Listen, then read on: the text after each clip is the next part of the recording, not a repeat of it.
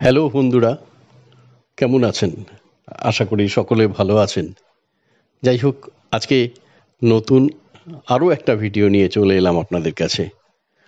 আজকের এই ভিডিওতে থাকছে আমাদের নিউ টাউনে ১৫১ ফুট উঁচু হনুমানজির মূর্তি, রাম মন্দির এবং তারই সাথে বিষ্ণুর মন্দির, গণেশজি, মহাদেব,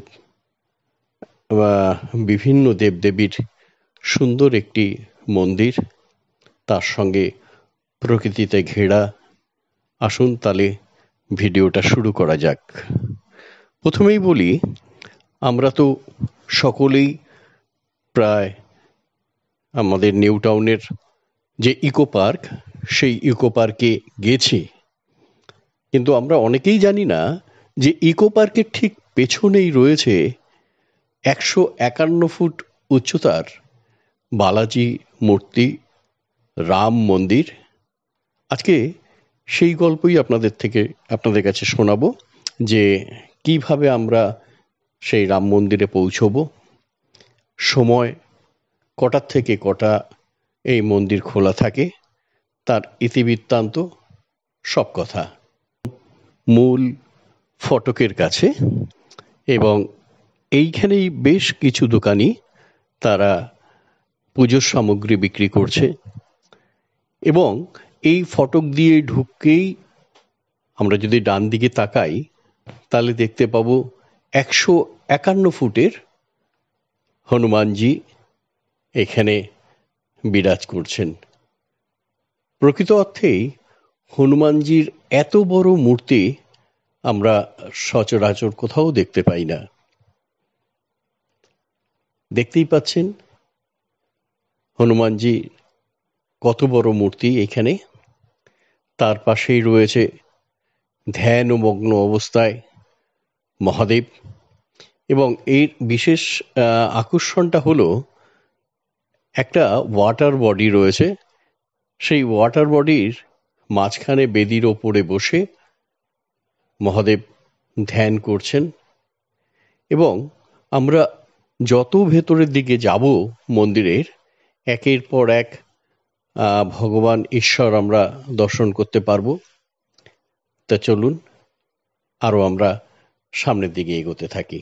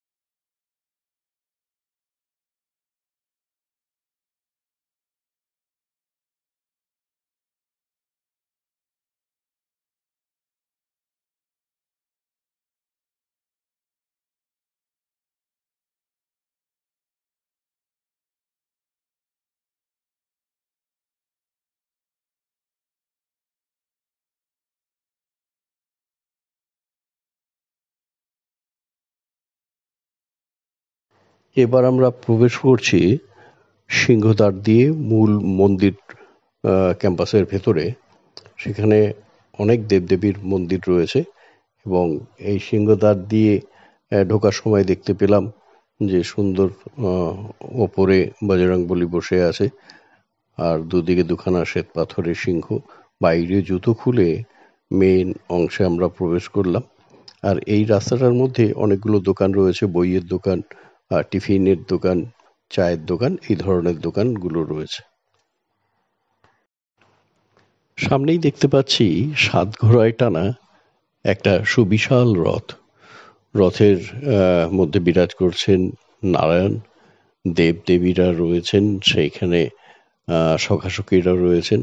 আর রথের একদম চূড়ায় দেখতে পেলাম মহাদেব, তার সেই বিখ্যাত নটরাজ নৃত্য তিনি করছেন। খুব সুন্দর। রথের পাশ দিয়ে প্রবেশ করলাম সোজা রাম মন্দিরের ভেতরে। ডান দিকে ঘুরতেই দেখতে পেলাম খুব সুন্দর একটি সিংহাসন। মানে একটা সিংহাসনের ভেতরে চারদিক থেকে আমরা চার দেবদেবীকে দর্শন করতে পারবো। যেমন প্রথমেই চোখে পড়বে মা কালী, তারপরে শ্যাম, তারপর হনুমানজি এবং মা দুর্গা। এই চারজন এই সিংহাসনে বিরাজ করছেন। এত সুন্দর কাঁচের একটি সিংহাসন সত্যি না দেখলে বিশ্বাসই করা যায় না। সামনেই গণেশের মূর্তি এবং তার সাথে একটা সুন্দর শিবলিঙ্গের স্থান, সুন্দর মার্বেল দিয়ে বাঁধানো স্থানটি। এছাড়াও রয়েছে বহু দেবদেবীরা এই মন্দিরে যারা বিরাজ করছেন। চলুন আস্তে আস্তে আমরা সেগুলো দর্শন করি। এরপর সামনের দিকে এগোতেই চোখে পড়ল বিরাজ করছেন সিংহাসনে রাধাকৃষ্ণ। একদম মাঝখানের সিংহাসনে রয়েছে রাম, সীতা এবং লক্ষ্মণ।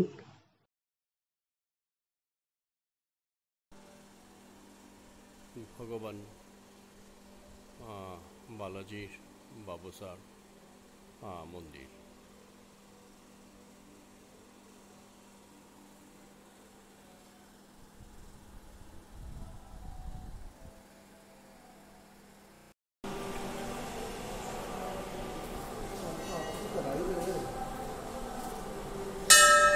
বহু ভক্তরা তারা তাদের মনস্কামনা জানিয়ে এখানে নারকেল চড়িয়ে যায়, বেঁধে রেখে যায়। মনস্কামনা পূর্ণ হলে পরে এই নারকেলগুলো এসে আবার খুলে দিয়ে যেতে হয়। এরকমই একটা প্রচলন এইখানে রয়েছে এই মন্দিরে।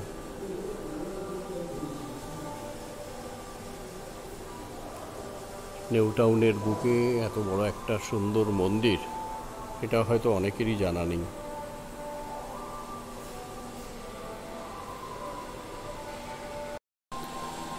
ওং বাবসা, আমরা জানি যে বালাজি বাবসা ভগবান, বিশেষত এটা তারই মন্দির। আর এখানে শিবলিঙ্গ দেখতে পাচ্ছি, বিশাল আকারের একটি কোষ্ঠী পাথরের শিবলিঙ্গ। আর ভোলে বাবার বাহন এখানে বিরাজ করছেন শ্বেত পাথরের একটি ষাঁড়। আর পেছনে বিভিন্ন এখানে দেখতে পাচ্ছি বেশ 5-6টা মূর্তি একসঙ্গে করে একজন দেবতা ভগবান। এখানে গরুকে দেখতে পাচ্ছি এখানে গণেশজিকে দেখতে পাচ্ছি।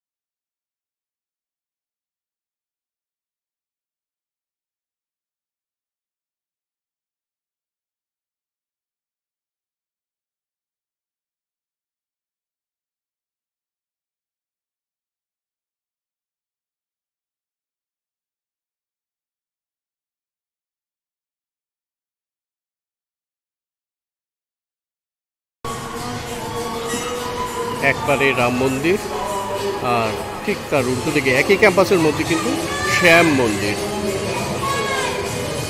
জয় শ্রীরাম, জয় শ্রী শ্যাম। সুন্দর ভেতরে, সুন্দর একটি পরিবেশ, এত বড় হল।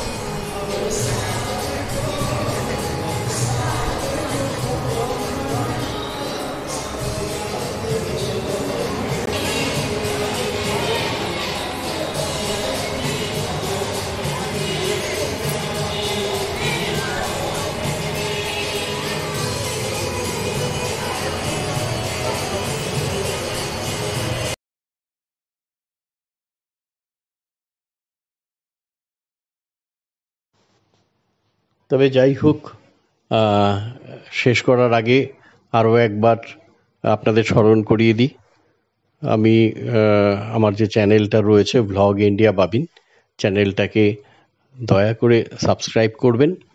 আর যদি এই ভিডিওটা ভালো লেগে থাকে, কারোর কোনো কাজে এসে থাকে, তাহলে অবশ্যই লাইক শেয়ার করবেন।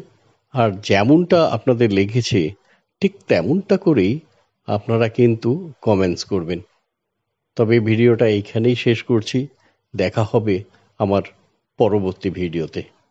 ধন্যবাদ।